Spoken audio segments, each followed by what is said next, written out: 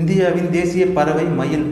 இந்தியாவில் 2000க்கும் மேற்பட்ட பறவை இனங்கள் இருக்குது. இருந்தாலும் மயிலை நாம் ஏன் தேர்ந்தெடுத்தோம் அப்படின்னா, பறவை இனங்கள்லேயே மிகவும் அழகான கவர்ச்சியான ஒரு பறவையாக மயில் இருக்குது. அதுவும் இந்தியா, இலங்கை போன்ற இந்த 2 இடத்துல மட்டுமே இருக்கக்கூடிய நீல நிற மயில்கள் வேறு எங்கேயுமே கிடையாது.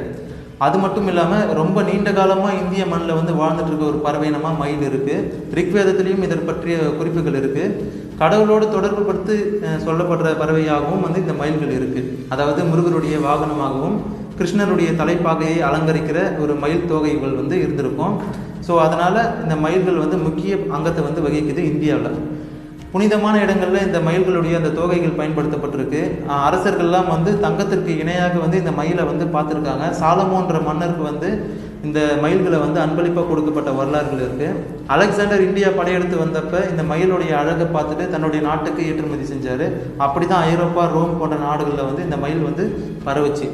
ஸோ அப்படி ஒரு மயில் இனத்தை தான் நம்ம 1963 இந்தியாவுடைய தேசிய பறவையாக அறிவித்தாங்க. அதற்கு அப்புறமும் கூட இந்தியர்கள் இந்த மயிலை வேட்டையாடுறது, இதில் மருத்துவ குணம் அதிகமாக இருக்குது அப்படின்ற நம்பி இதை அடித்து சாப்பிட்றது அப்படின்னு பல வேலைகள் போயிட்டு இருந்தது. அதனால் 1972 ஒரு சட்டம் இயற்றி மயிலை வேட்டையாடுவது தேசிய குற்றமாக கருதப்பட்டு சிறை தண்டனைலாம் கொடுக்கப்பட்டுச்சு. அது மட்டும் இல்லை, இயற்கையாக மயில்கள் செத்துச்சுன்னா அதற்கு தேசிய மரியாதை கொடுக்கப்பட்டு தேசிய கொடி அதை மேலே போர்த்தி அதற்கு அடக்கம் செய்ய வேண்டும் அப்படின்னு சொல்லி அதற்கு ஒரு அங்கீகாரமும் கொடுக்கப்பட்டுச்சு.